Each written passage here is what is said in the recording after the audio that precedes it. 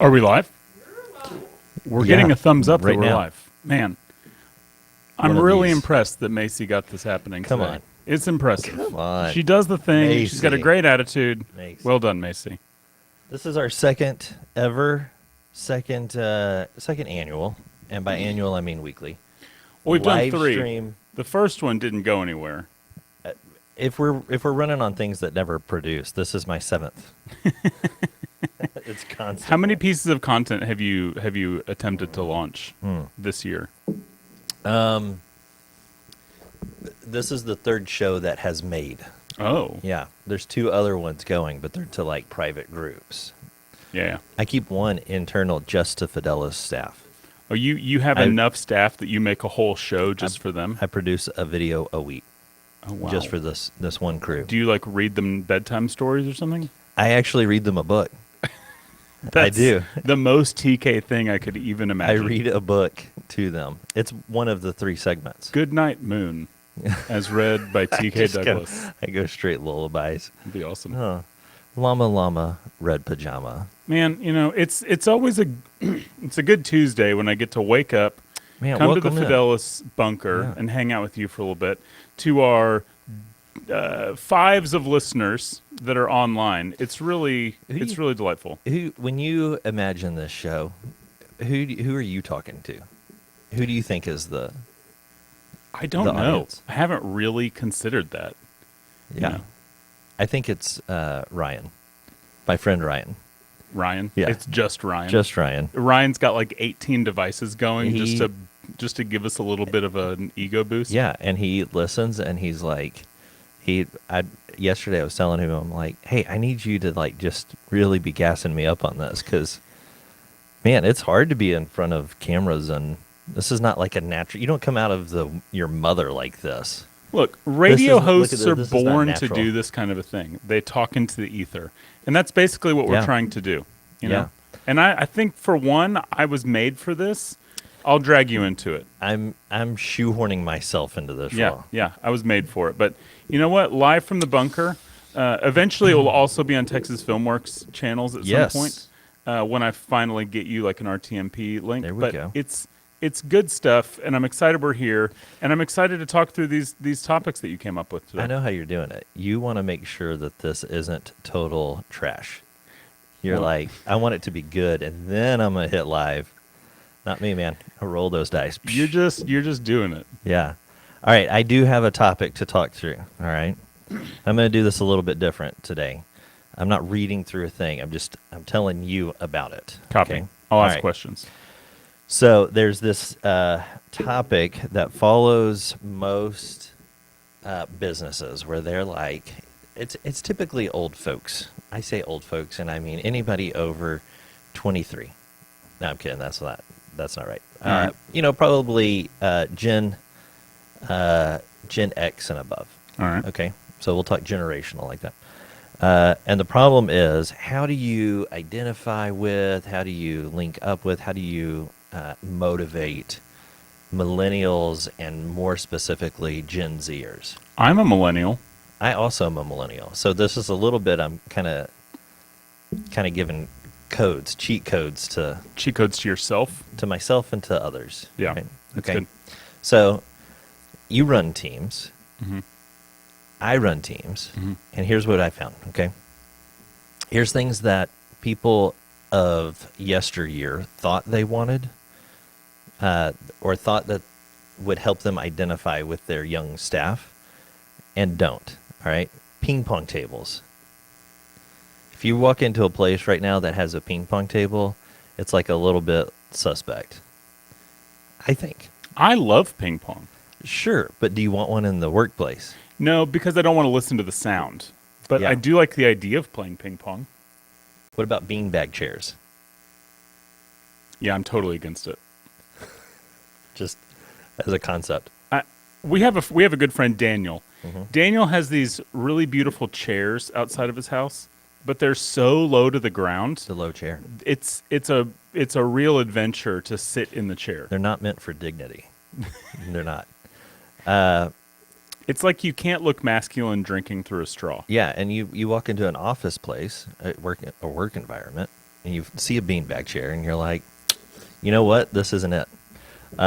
Basement coffee bars. This one's a little on the fence. Like, if you've got like a good coffee setup, yes. If you've got too extreme of a coffee setup, what are we doing? What goes too extreme? You guys have like hundreds of dollars worth of coffee maker There's in like front of your it's office. dozens of dollars. I've priced that thing out. It's not cheap. It's that was a cool little thing. The staff won that thing.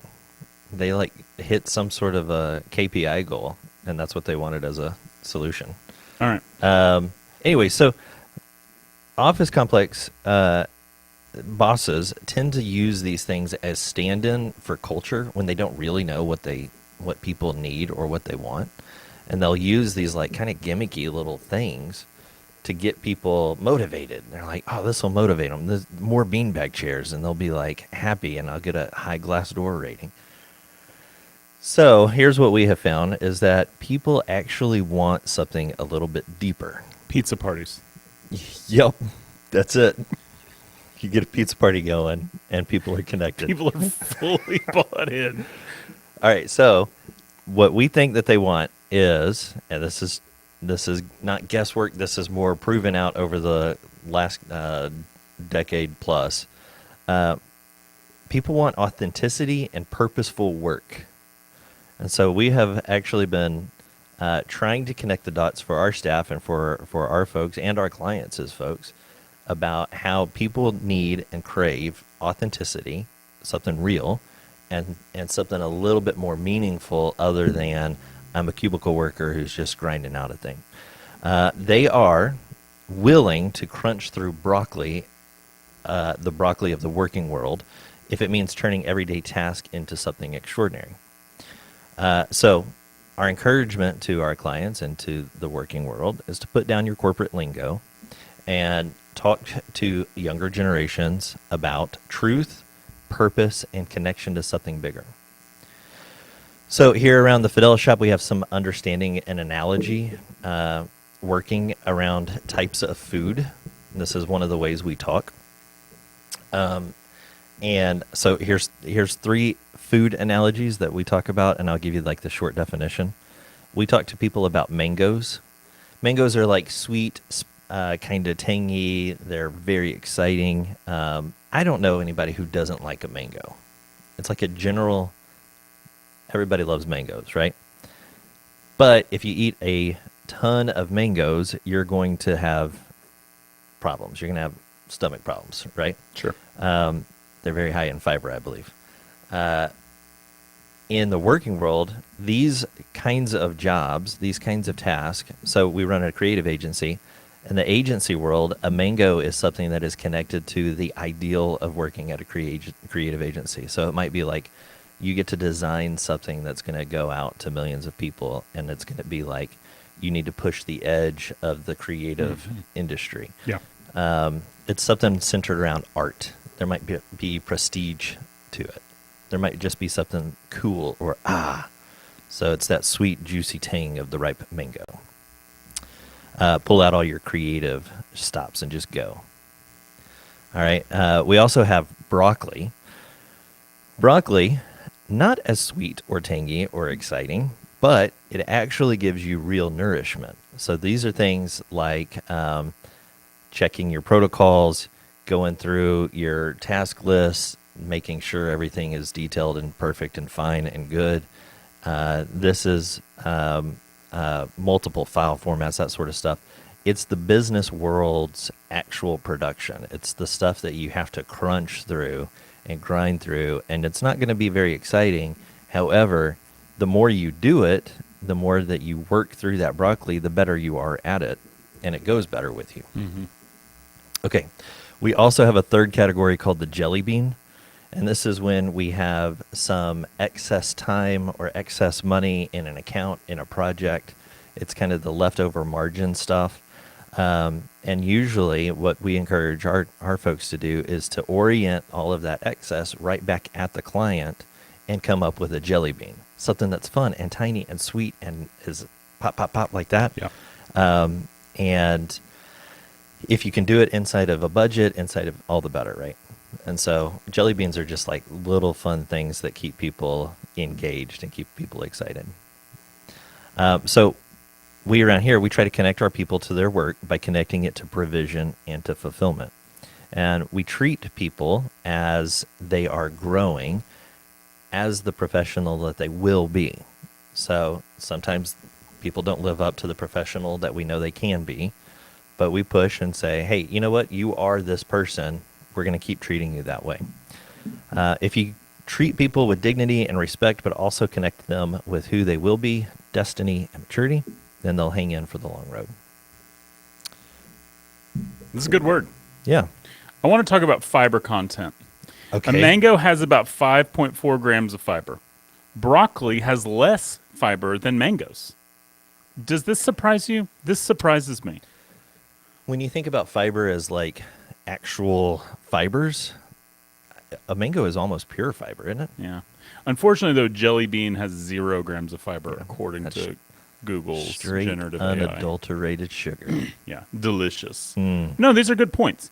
The way my team and I think about this is we work off of 4 key values: Okay. excellence, honor, gratitude, and fun. And I see where you're going with it. You're putting a purpose behind things. Yeah. For me, the purpose is really about the how we do work every day. But I like the idea of some sweet treats sprinkled in there. We do the same thing. We just don't have cool foods associated with it. Maybe we should think about that. You're welcome to it.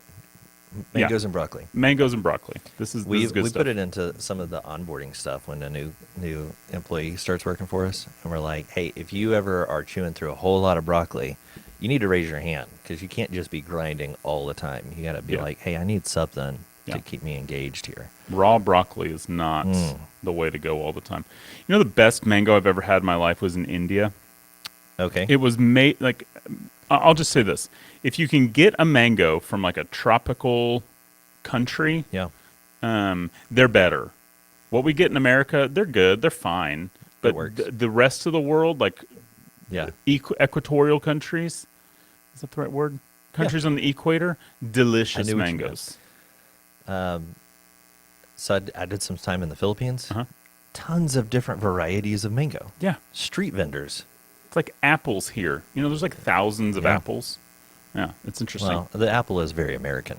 Yeah, It just feels like part of it is it's American pie, right? It is I mean, a it's super like, American thing. Yeah. yeah, yeah. all right, so segment number 2. You ready to move Let's on? do it. What's the All right. segment number 2? This is segment number 2, wherein I ask random questions of Andrew, and I source them from the internet. Oh, that's good. Okay, so here, I'm going to read you a short little article. Let me pull it up here. Here's the article, or the quick posting to the internets. The true value isn't in your ability to click around on a tool or a platform. That was the title. And this person says, I held this limiting belief for 8 years. I thought that if I wanted to be the best builder, I needed to be the best hammer swinger. Thought that was a pretty good little metaphor. That is a good metaphor. Somewhere along my career, this thinking was installed deep into my point of view about myself, binding my value to something that changes as much as a tech platform was a surefire way to feel like I was never providing enough value. They change at such a rapid pace that it is impossible to stay up to date with them constantly. It took me 8 years to fully grasp this, and hopefully you'll find some comfort in this too. My potential wasn't to be the best hammer swinger the world has ever seen. It was to leverage my knowledge to build far beyond the confines of any tool. So here's my question to you. While it's true, y'all make great videos, there's so much more to the value of hiring you and your team. And I've experienced that. I know you can't always articulate that to people, but how would you describe it? This is a really great question. Just even when you think about it from a personal level, I've always loved the idea of working with a team, working with people that are better at things than I am. Because as soon as you can realize as a human being that you're never going to know everything, as soon as we realize I can't know all the things all the time, the better off I feel like I've been. It takes some pressure off of me. It takes some pressure off of what I do in the day. But I think with my team, it's this idea of you're not leveraging the fact that we hold a camera every day, or that I have many people sitting in an edit bay every day editing, terabytes worth of data over the course of a year. I think last year we shot like 76 terabytes worth of content, right? Which is a massive amount of stuff. Yeah. It's that you're leveraging the fact that we do that every day to apply it to your one project, right? You and I used to work at an events-based company. And it was really interesting. We'd walk into an event, and that event that we'd walk into was the biggest day of the year for that client. It was the event they planned all year to pull off. But for us, it was just a Friday evening because we did it all the time, right? It's the same thing for your business. People come to Fidelis Creative Agency, and they want to market their products. They want to get it out there. And for them, it's a big deal coming to you. But for you, you're able to leverage everything you've done and everything you're working for in order to give them the best product that you can. Yeah. So when your team is producing something, it is about the craft. It is about how good it looks and how it's lit and how it sounds. And it's like, those are all true. Sure. But what's more true is, what is this video going to be doing for you? Why do you need this to exist? Why do you care? For sure. And a question we ask early on is why? Why are we doing video? Yeah. Why video? What have you put thought into it? Sometimes it's not totally my call to make. Sometimes they just have budget and somebody told them to do a video, and I'm happy to help pull that off. Right. But when we get to sit down and really think, is video the best way for you to communicate? Is this the best way for you to get your messaging out there? Sometimes it's not. Yeah. Sometimes the hammer that I swing every day is not the best thing for somebody. Maybe they should go put their time and effort into something else, and their money into something else. And I'm more than happy to point them in that kind of direction. So that kind of like, in that negotiation moment, you're vulnerable, and you're actually kind of leaning into it and saying, "Hey, honestly, as your partner in this venture, I don't, I want the best for you, and I'm kind of advising you against this." Yeah, I mean, here ultimately, and I'm willing to bet that everybody who sells things has gotten to this point at some point in their career, where you push for a client to sign a contract, and they sign a contract, and then you get into the middle of it and you think, maybe this isn't what we should have done. Maybe I overestimated my ability. Maybe I overestimated the issue that they had. Maybe I didn't understand what I was getting into. Maybe any number of reasons. And that's not a great place to be. Right. So I'm more willing to walk awkwardly into a situation and say, is this really what you want to do? Do you understand what the commitment is when we start doing a project like this? To not have that awkward moment later in the project. Yeah, I love that, because, even just that ability to pivot, the ability to think through something, actually positions you more as an authority, where it feels like it's less so, but you're actually more of authority, you're more of a friend, you're more of an advisor. I mean, that's just a good place to be, man. Yeah, and I think generally when you're thinking about the services that I provide, you and I provide complementary services, and I know your team produces some really great media. Macy's doing a phenomenal job here today. I know Tim Kay and his team do some really great stuff. I do think it's worthwhile, though, when somebody comes to me, all we do is produce video content. That's all I really want my team to be about. Typically, what I'm asking them is, have you thought about how you're going to put this out there? Is there any paid marketing? Or do you have a little bit of budget you can put behind YouTube and Facebook and whatever else the kids are on these days, right? There's really TikToks. The TikTok, right? That Noah Kahan, I hear he's big on TikTok. Noah Kahan, crushing. Yeah, just killing it. That's just for Maxine. I know. She's annoyed by us, and that's part of the fun of this show. Yeah. But really thinking through, I'm just going to put this video out there and it's going to go viral. Yeah. It's probably not, and that's okay. And sometimes it doesn't matter if you get more than 100 views if you're doing it for a purpose and you have a real reason behind it. But I want everybody to understand walking into it, you're probably not going to go viral. That's probably just not going to happen. We're not Mr. Beast, and I'm okay with that. But we want to make sure that our clients are walking in eyes wide open into whatever situation we're trying to pull off. Who's Mr. Beast? Oh, I'm kidding. Yeah, it's great. Come on, we're It's also good on stuff. YouTube over here. He's the beast. Well, that's good. Thanks for that answer. Absolutely. I like that. So I'm going to throw out a question to you now. Segment number 3. Yeah. So I have a serious question, but I have another question I think is maybe more important. The office microwave. Does Fidelis have a microwave? Yeah, we have two. You have two microwaves. One's like a toaster thing. Okay. Here's the question. Is it appropriate to reheat your home-brought food in an office microwave? Depends on the It's effervescence. fish. No. No, we have a really large footprint here, Uh-huh. and still no. Okay, what if it's like broccoli? Also no. Macy, you're not a fan. Oh, Oh, yeah. Macy brought just 3 pounds of broccoli yesterday and cooked them. I'm just gonna steam this No, broccoli. no butter even. Oh man, that's a choice. No, man. I mean, that's you got to be considerate. Yeah, I think though this is maybe a thing that just needs to be a part of onboarding processes. Like when I started working for the company I now work at again, I reheated my lunch at the office, and we were in a different space. And one of the partners, who I won't name, was like, "Why are you using the microwave to reheat your lunch?" I was like, "Well, I brought my lunch, and I'd like it to be That's what they're warm." for. Yeah. And his response was, "This microwave is only intended to heat up popcorn. You may use this microwave This is to cook popcorn." This is a popcorn microwave. It was a popcorn-only microwave.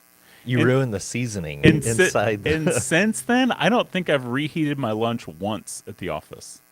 I'm Yeah, more you willing locked to it just down. eat a cold lunch than get criticized for smelling up the place. We have some folks who reheat like tacos, and I feel like they're doing me a favor.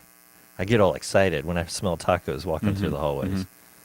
Yeah, or pizza. I'm like, this Yeah. is good. Fill it up. Yeah, no, that's good stuff. But every once in a while, there's like something from the East European countries.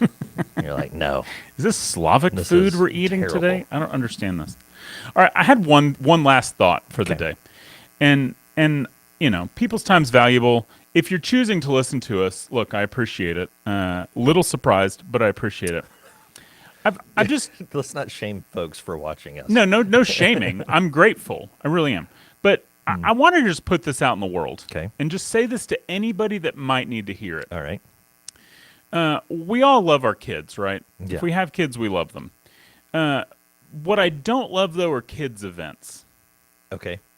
Like birthday parties?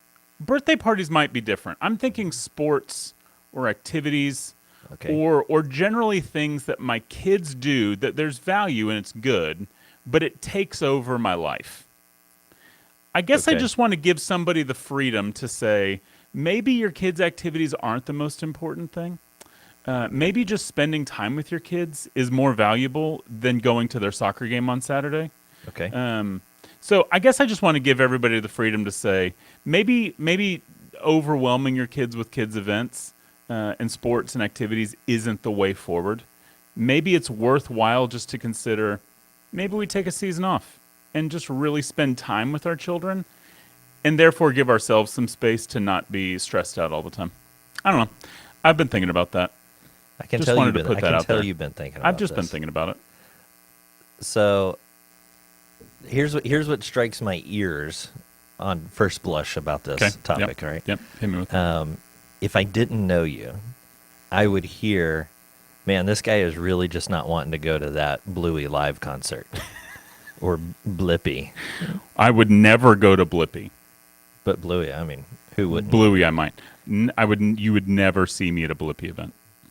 However, I do know you, Uh-huh. and so I know this is not just some exhausted dad's attempt to get out of an event. No, I guess what I'm seeing is I see lots of men around me Yeah. and lots of families around me struggling with the amount of time they commit to kids' activities, and it's just something I've been thinking about. There has been Nobody tuned into the show to listen to me rant about kids' activities. It's just what's on my mind. So this is what you're getting today. I will say there has been an exponential increase. Back, my dad, there was maybe 2 events a year. There was right. If Yeah. I wanted to, I could fill up every weekend with kids events right now. Easily. It's been insane. It's gone the way of almost on the same trajectory as technology. It's like technology and kids events. Yeah. Exponential. We've convinced. I think the issue for me is that we've convinced ourselves our kids need to do all of the things in order to have a leg up. Nah. I don't buy it, and I just somebody might be thinking about it. One of our Your fives kid's of going to be listeners. okay if they don't. Absolutely. Yeah. They're going to be fine. Yeah. Yeah. That's all good. I had. That's a Yeah. good word. Yeah. All right. Well, I'm glad we were live in the bunker today. Live in the bunker.